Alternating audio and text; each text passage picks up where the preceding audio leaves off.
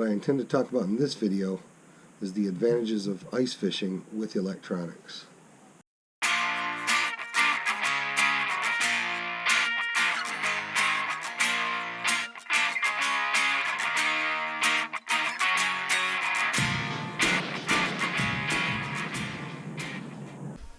Hey friends, welcome to another episode of Team Jesus Outdoors. Hey, today I want to talk to you about ice fishing electronics. If you saw the video that I produced earlier this year, you'll recall that I talked about fishing without electronics being quite a disadvantage. Hey friends, leave a comment in the comment box below. Let me know what your preference of electronics are for ice fishing. A flasher or LCD sonar, and let me know why.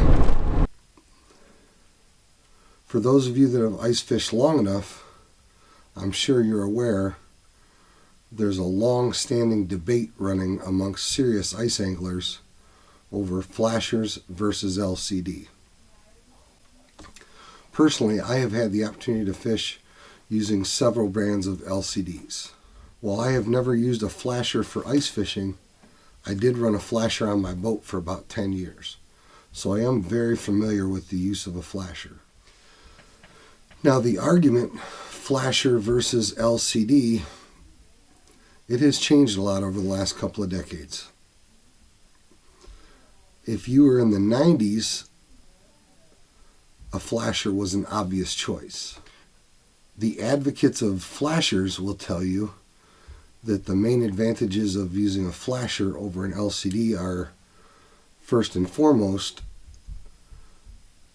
what you see on a flasher happens in real time. So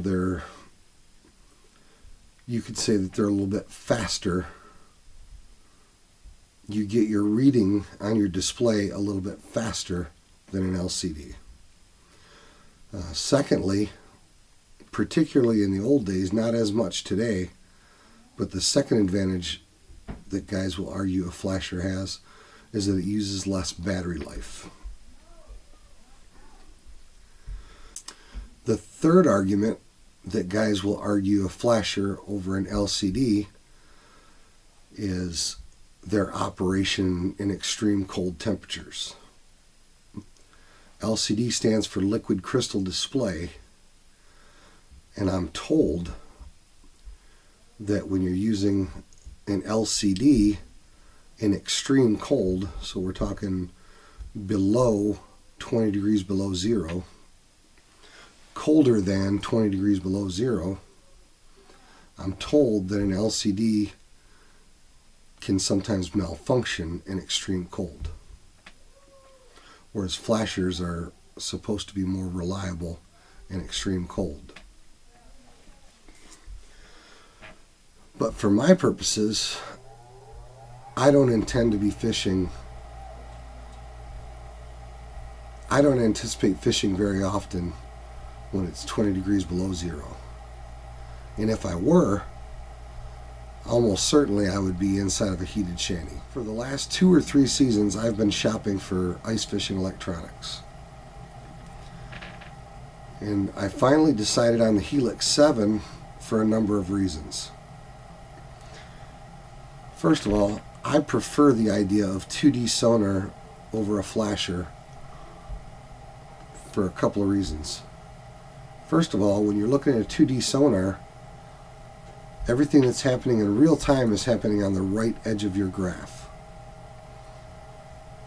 Everything happening to the left of that is history. It's what happened moments ago. I think personally, I feel like it's a huge advantage to be able to see that history. The history of where your jig was in the water, where your bait was in the water column, and the history of how that fish reacted to your bait. I think that's a giant advantage that 2D sonar has over a flasher. The second big advantage, in my opinion, which is also a huge advantage, most of the LCD units that you're going to buy for ice fishing are most likely also going to have mapping. And I think that having a mapping unit while you're on the water ice fishing is an incredible advantage.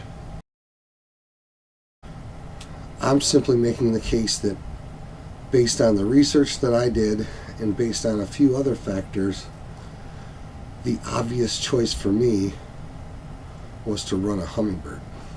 For me, there was an enormous savings in running my Humminbird versus going out and buying new.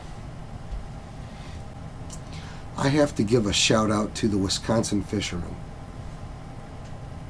As part of my research, I watched an episode that Kyle did, the Wisconsin Fisherman, talking about his conversion of a Humminbird Helix 7 to ice fishing. It's that Kyle made in that video was that a Humminbird would fit in a Vexilar case. So that even made it a little bit more economical for me, because the Vexilar cases were slightly cheaper than the Humminbird portable cases. I only had to go out and purchase the carrying case, the transducer, and a battery and charger.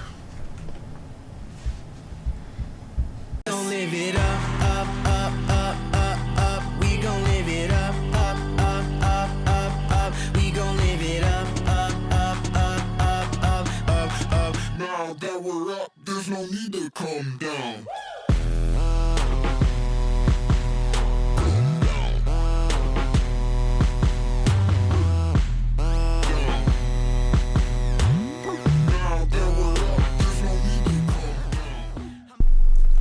Hey friends, I was reading this morning from my YouVersion Bible app from the book of Psalms, and I thought I would share this verse with you all.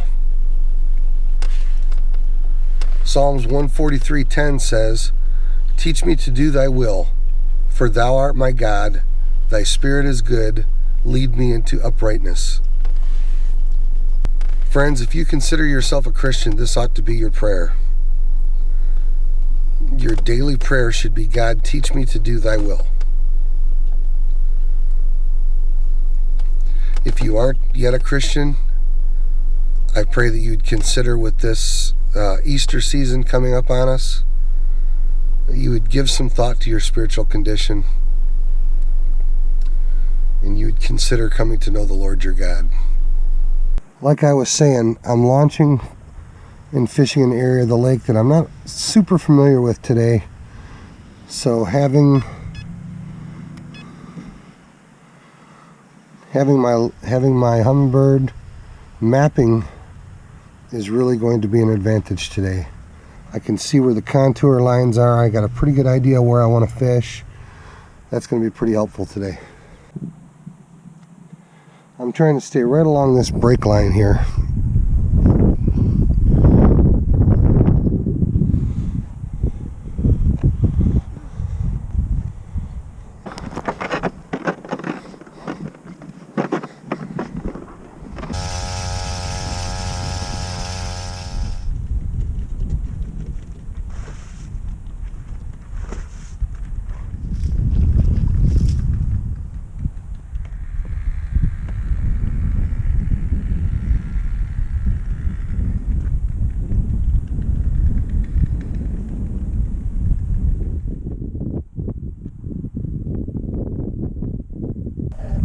As you can see, while I jig, you can see my teardrop come up and down there on the right hand side. That line at 2.5 feet seems to be some sort of interference. You will notice while I step away to drill another couple holes, a fish came off the bottom, took a look at my teardrop.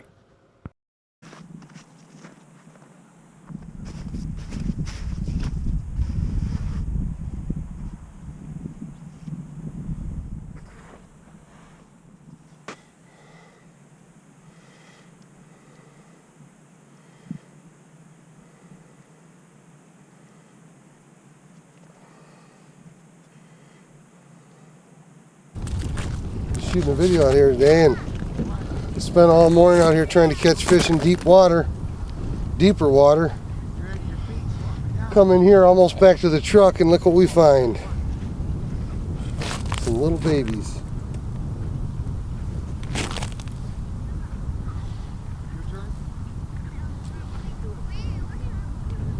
Off with that spoon though. Look at that. You don't want to let go of the minnow.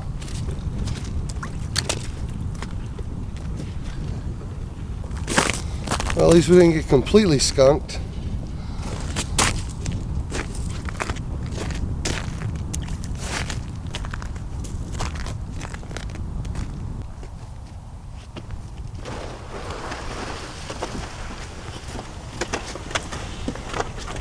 The fish had lockjaw this morning. I could see fish on the graph coming up and reacting with my bait, but I couldn't get any takers. So the last half hour of the day, I came up real shallow, 3 to 4 foot of water. I could see the fish, I could see the bottom, and I could see how they were reacting to my bait. And I was able to get a few small fish to bite that way. Still a pretty doggone slow day. That's okay. That's why they call it fishing, I suppose. I'm more excited for this warm weather coming up, and I'm ready to have the Detroit River open up so we can start chasing some pre-spawn walleye in the river.